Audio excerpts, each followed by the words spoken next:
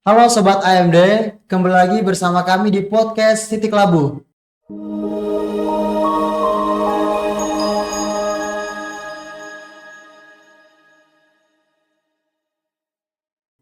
Di sini kami kedatangan langsung dua narasumber kami, perwakilan dari Nautika dan Teknika. Oke, sebelumnya kita memperkenalkan dulu dua narasumber kita. Kami persilakan Kak dan Oke, izin perkenalkan diri. Saya namanya Krisali Ganap, asal prodi dari Nautika, angkatan 55. Halo semuanya, diisi memperkenalkan diri, nama saya Nurholis Majid, saya dari Prodi Teknika, dan saya dari angkatan 55. Oke, Sobat AMD, di sini kita akan membahas tentang gimana sih pengalaman senior-senior saya ini pada saat mereka prala. Oke, apa saja sih Kak dan persiapannya untuk saat mau kadet atau prala? Mungkin dari pihak Nautika dan Teknika ada perbedaan, tolong dijelaskan. Iya, kalau dari saya ya, Nautika atau Teknika sama aja. Sama aja sebenarnya. Ya, karena yang disiapkan pertama itu dokumen, BSD, Dokumen ya Kak. ya AFF atau sertifikat dasar yang nantinya dibutuhkan kapal untuk kadet. Nah, itu untuk pertama tuh. Yang kedua, harus siap jauh dari keluarga. Oke, jauh dari keluarga, Mental. LDR berarti ya. Iya, LDR harus dengan siapapun yang terdekat lah sama kita, harus siap Oke. ditinggal. Karena kita kan ngejarnya ilmu gitu loh. Iya, Ya kan bukan mau ngejar yang hal yang lain, kita ngejar pendidikan. betul betul. Ya kalau betul. dari saya sih itu cukup itu aja. Berarti tadi persiapan sertifikat ya? Ya, sertifikat, Sama- buku pelaut gitu, Mhm. itu buku saku dan hal lain yang diperlukan Betul. saat mau kadet. Itu kira-kira long time untuk persiapan sertifikat itu butuh waktu berapa bulan atau gimana? Nah, kalau itu baik lagi sama tarunanya. Oke, Jangan malas-malasan. oke. Nah, iya Jangan kan? malas-malas Iya. kuncinya. Kalau udah dapet nih timingnya, sekiranya misalkan saya selesainya di bulan Desember, terus saya mau ke Januari, oh berarti saya harus siapin langsung ngegas ngebut, Oh, nggak boleh berlama-lama lagi, Oke. karena kan sertifikat jenjang waktunya kan nggak berdekatan, gitu. Jadi baik lagi sama tarunanya, mau Oke. cepat atau mau lambat. Oke, mungkin dari pihak teknika Kak? Ya kalau untuk dari Teknika sebenarnya nggak sedikit beda jauh dari Nautika ya, seperti pemberkasan, Oke. buku pelaut, atau seperti kalau misalnya kalian mau ke kapal luar kalian harus punya paspor, visa, serta mengurus buku kuning untuk kesehatan. Sebenarnya sih kayak apa ya, kayak ya nggak terlalu beda sih, nggak terlalu beda jauh dari Nautika sebenarnya. Sama aja. Sama aja. Mm-mm. Oke, mungkin kita menanyakan tentang gimana sih, apa saja sih yang perlu dipersiapkan? Sorry nih, ada tambahan juga yang perlu dipersiapkan, obat-obatan, vitamin, Oke. baju, pakaian. Oke. Kalau menurut saya, namanya kita kadet, kita kan nggak mungkin jalan-jalan terus ya. Betul. Kalau bawa barang-barang pergian sih nggak usah terlalu banyak. Mungkin baju buat pergi boleh, cuman nggak usah banyak. Baju harian sama wear pack harian atau di engine room, Oh, iya, begitu. Ya kan untuk seragamnya mungkin boleh dibawa PDA 1 atau PDA 2, terserah. Yang penting senyamannya aja harus bersih. Gitu. Oke. Oke, selanjutnya mungkin apa saja sih yang perlu dipersiapkan untuk kita kadet atau kakak kadet untuk saat on board? Mm-mm. Mungkin dari pihak Nautika dulu. Ya, kalau pertama kali ya disiapin. Tadi lagi saya bilang mentalnya itu dipersiapkan pertama kali on board, karena kalau kita di atas di kapal pertama kali itu kita belajar untuk familiarisasi di atas kapal. Familiarisasi di atas kapal itu apa sih? Ya kita biar kita mempelajari hal-hal baru yang ada di atas kapal, dari pertama cara berkomunikasi dengan perwira, dengan orang-orang yang mungkin dari rating gitu kan. Karena yang kita diajarkan dari kampus itu pertama kali adalah attitude. Oh, lebih ke adaptasi ya, Iya, Kak? beradaptasi. Betul. Sama lingkungannya. Betul. Itu sih pertama kali yang saya lakukan kemarin pas di kapal itu. Oke. Mungkin dari pihak teknika gimana, Kak? Ya sebenarnya selain mental itu kesehatan juga butuh, karena nggak mungkin kalau kalian udah siap mental tapi kesehatan kalian menurun ketika waktu on board, itu sebenarnya sangat mengganggu ketika kalian belajar atau melakukan pekerjaan harian di atas kapal, itu sangat mengganggu. Makanya seperti yang Charlie tadi bilang, sediakanlah obat-obatan. Karena obat-obatannya. ya, karena obat-obatan itu di atas kapal itu sangat perlu. Belum tentu kalau misalnya kalian sakit di kotak P3K yang ada di kapal itu obatnya lengkap, itu kalian cukup beruntung. Misalnya kalian punya di kapal itu kotak P3K itu nggak lengkap obat-obatannya, mungkin kalian entah Susah ya. lebih susah. Betul. Kesehatannya akan semakin drop setiap Apalagi hari. jauh dari tempat-tempat ya. Iya. Jauh dari rumah sakit, kemudian kita juga karena kita kerja di kapal, kita kan juga mungkin kalau sandar oke lah kalian dapat sinyal. Kalau misalnya kalian kapal berlabuh kan kita kan nggak bisa mengabari Iya. orang Susah tua lagi. kalau kapal berlayar kan, karena kan susah sinyal. Itu aja sih kondisinya. Soalnya dari pengalaman ya, kemarin saya terbang itu dari mana? Dari Jakarta menuju Kendari.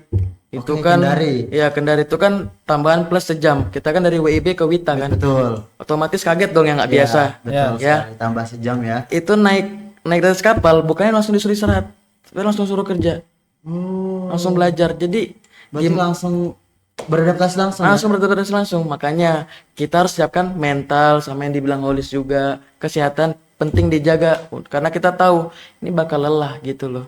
Kalau culture shocknya Kak gimana nih pada saat pertama kali kadet di atas kapal atau mungkin ada shock sedikit apa gimana? Oh, dari saya dulu nggak apa-apa ini. Ya, boleh, boleh. Kalau untuk culture shock pertama kali saya itu waktu pertama kali naik kapal itu jujur lah itu kami dikasih 1 hari untuk istirahat, kemudian besoknya kami langsung melakukan overhaul. Overhaul untuk ME karena waktu itu ada kendala kalau nggak salah itu di bagian injektornya itu mungkin agak sedikit tersumbat, makanya kami mungkin ada penurunan tekanan waktu itu, makanya kami suka apa ya kayak sempat shock juga kayak oh ini apa ya kayak sedikit berbeda. Betul. Karena tiap Baru mesin dirasakan juga ya. tiap mesin sama tiap kapal itu berbeda-beda. Kemudian dari orang-orangnya juga cara kerja dan cara pikirnya itu juga berbeda-beda. Jujur dari saya tuh cukup shock Banget ya. shock banget jujur dari saya. Kadang si A ini temperamen, yang ini diem, yang ini kita mau tanya pun juga, aduh insecure. gimana ya? Nah iya Bukan jujur insecure kayak sih, gitu. lebih Iya gengsi sebenarnya. Bukan gengsi juga, siapa namanya? Insecure. Lebih Gak enakan. gak enak. Karena ini situasi kerjanya lagi pusing, lagi panas bawaannya. Padahal kan kadet kan harus belajar dan belajar ya. Ya. Oke. Tapi ya lepas dari situ, itu positifnya mereka menguji mental kita.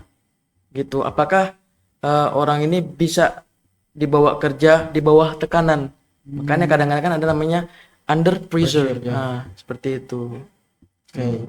Kalau misalkan rute kapalnya nih dan jenis kapalnya nih Kak.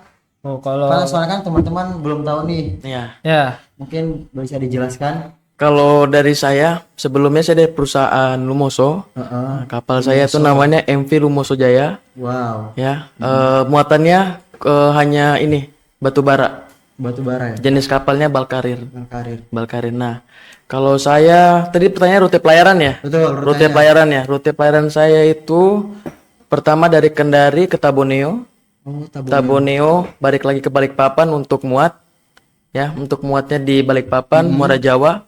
Untuk bongkar ke Kendari lagi. Kendari lagi. Ke Kendari lagi. Muat lagi di Taboneo, balik lagi ke Kendari. Seperti itu aja. Kadang di Kendari bongkar, kadang di Topogaro bongkar, kadang di Tanjung Merpati bongkar. Muat kalau bongkar lagi kadang di Morowali Utara juga. Sampai Itu. Morowali juga ya. Morowali Utara. Ombaknya gimana nih Kak? Apa merasakan ombaknya gimana nih? Kebetulan kapal saya kan GT-nya gross tonnage-nya itu 29.800 sekian ya. Ya. Agak-agak lupa ingatan juga nih. Nggak terlalu terasa sih, kecuali di saat lagi loading itu namanya ada passing swell. Nah, passing swell itu ombak. Ombak itu dia kadang terasa. Jadi kapal itu dia suka apa ya?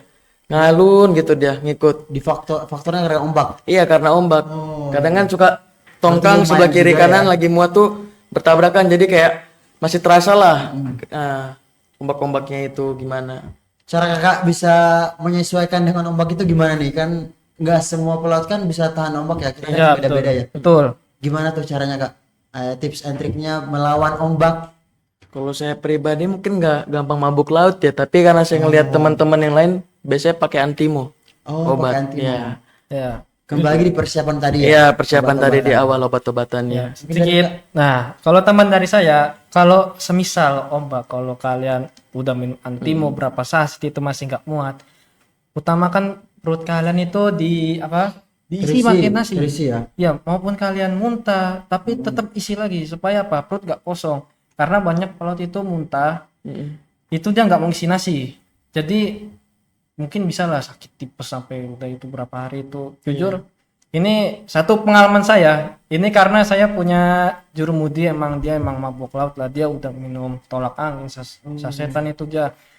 Jujur nyetok itu tolak angin itu segini, 2 kardus atau 3. Banyak juga itu. Iya. Berarti setiap ombak ada minum obat lagi.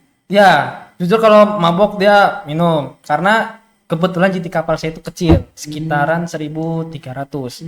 Jadi karena kami rute kapal itu melewati Laut Jawa Laut kan. Jawa, Nah, betul. apalagi kan Ombaknya kan ya lumayan. lumayan. Apalagi kalau kena angin musim barat itu wah, benar-benar itu kapal tuh goyang, kadang miring 15, kadang miring 10. Nah, itulah makanya semisalnya kalau kalian mabuk, kalian nggak kuat minum obat atau apa, kalian isi nasi sedikit Berarti pun. usahakan perutnya jangan kosong. Jangan kosong. Oke. Kemudian gimana sih tips and trick untuk kita para calon kadet ini mendapatkan perusahaan yang terbaik lah? Dari saya nih, Mm-mm. satu aja, jangan malas. Jangan Karena malas. perusahaan dan kapal itu nggak akan datang sendiri. Oke. Ya, kita ini kampus juga ada MOU sama perusahaan-perusahaan kan, otomatis kerjasama. Betul. Nah, gimana caranya kita juga mempersiapkan dari diri sendiri untuk wawancara, terus untuk pembawaan diri seperti apa, harus tenang, ya kan, supaya nanti dari perusahaan pihak crewing itu bisa menilai kita, bagaimana nanti mereka yang menempatkan. Karena sebagai kadet kita nggak bisa loh milih-milih. Kita mau di mana nih? Pengen di tanker, pengen di gas, pengen di bal Syukur-syukur karir. ada yang nerima lah ya. Syukur-syukur ada yang terima gitu. Harus bersyukur sih. Tuh. Kalau Dari pihak tekniknya? kalau saya sendiri itu sebenarnya kalau untuk persiapan Tips and triknya. tips and triknya. Betul. Kalau saya ya sebenarnya gampang susah sih sebenarnya. Apakah harus punya knowledge yang more bahasa Inggris atau gimana? Nah, itu Nah, juga. itu kalau kalian ke kapal luar, kalian dasaran dari bahasa Inggris itu sebenarnya bisa jadi nilai plus di perusahaan. Karena perusahaan itu nggak ngeliat kalian bisa bahasa Inggris cukup lancar atau apa, enggak. Kalian dasaran bahasa Inggris udah bisa, kalian itu is okay untuk perusahaan itu. Nah, balik lagi kata Cari tadi, jangan malas. Sebenarnya itu gimana ya? Sedikit tambahan aja dari saya. Kan kalian kan saat ini kan sedang menjadi taruna kan? Betul. Sedang dididik, sedang belajar. Sebisa mungkin apa yang kalian dapatkan dari dosen kalian itu kalian gunakanlah seoptimal mungkin karena itu cukup berpengaruh. Oke. Nah, karena jujur gak setiap semua perusahaan itu dia punya interview itu gampang, pasti agak susah interviewnya. Betul. Contohnya kalau dari saya waktu itu dia mempertanyakan apa sih pengertian mesin 4 tak atau 2 tak itu. Kalian kan anggaplah kalian udah 2 semester atau 4 semester lah kalian di sini. Nah, kalian kan harusnya kan udah tahu Udah empat tak luar berapa. kepala tentang itu. Ya, terkadang kan maaf ada juga yang nggak tahu apa sih 4 tak 2 tak itu. Jujur ada banyak sekali. Sayang ya. Sayang. Udah 4 semester. Iya, Saya aja nggak tahu. Berarti tergantung ke personalitinya masing-masing. iya, sebenarnya balik lagi dari sendiri. Ya nautik pun sama. Kadang kan juga kapten atau chief officernya atau second officer, third officer nanyain tuh. Ini apa Det? Pernah belajar nggak? Entah ECDIS, AIS, ya kan eco sounder, alat navigasi, hal lain sebagainya. Ditanyakan kegunaannya apa. Apalagi kita udah belajar nih 4 semester. Itu lagi, baik lagi sama personality tarunanya. Gitu. Makanya harus persiapkan baik-baik. Jangan malas. Terus satu juga jangan lupa berdoa. Oke, itu Jangan doa aja. number one ya. Kalau misalkan doa doang tanpa ada usaha ya sama ya bohong. Itu. Iya, benar. Jadi diusahakan dengan doa ya. Ya. Kayak mungkin suka dukanya nih Kak, suka duka saat kadet. Tuh, Gimana suka dukanya tuh Kak? Nah, siapa dulu? Pesan dan kesannya Siapa dulu ini? dari Kak Charlie. kalau sukanya mendapatkan ilmu baru di atas Oke, kapal. ilmu baru. Ilmu baru, mental terbentuk, fisik terbentuk, ya kan? Mm-mm. Terus yang tadinya malas-malasan jadinya terbina di atas kapal. Betul. Benar-benar terbina gitu loh. Dari jam tidur, dari jam makan, jam kerja, jam istirahat, semuanya jadinya diatur sebaik mungkin Ya. gitu. Tapi kalau dari saya pribadi dukanya adalah saat pergantian kru. Kita udah mulai nyaman dengan kru dengan salah satu kru ataupun kru-kru ini mulai pergantian kita harus familiarisasi lagi dengan orang. Dengan kru yang baru lagi. Iya, tapi yang namanya tempat dunia kerja ya. Ya. Ya kita harus bisa menerima itulah karena kita akan dipertemukan di hari atau waktu berbeda mungkin untuk kedepannya gitu. Mungkin dari Kak. Kalau saya sendiri ya suka dukanya ya. Kalau untuk sukanya sih ya jujur saya udah akrab dengan orang-orang kapal saya karena entah itu mau orang dek mau orang teknik itu jujur saya udah akrab dengan mereka. Karena di kapal saya itu untuk bekerja itu mereka menyatu orang dek dengan orang teknik itu mereka saling kerjasama nggak ada saling sindir menyindir itu saya suka sekali. Kemudian sukanya lagi masinis saya itu jujur banyak sekali kasih saya ilmu itu banyak sekali ilmu lah ya. nggak pelit ilmu saya nanya ini pasti selalu dijawab atau mungkin ada tertanam di benak saya nggak tahu ini tapi saya sungkan untuk bertanya kadang masinis itu suka pengertian kan entah kalian lagi duduk berdua kemudian masinis kalian bilang ada yang mau ditanyain nggak mumpung lagi waktu santai nah itulah kesempatan emasnya itu di situ.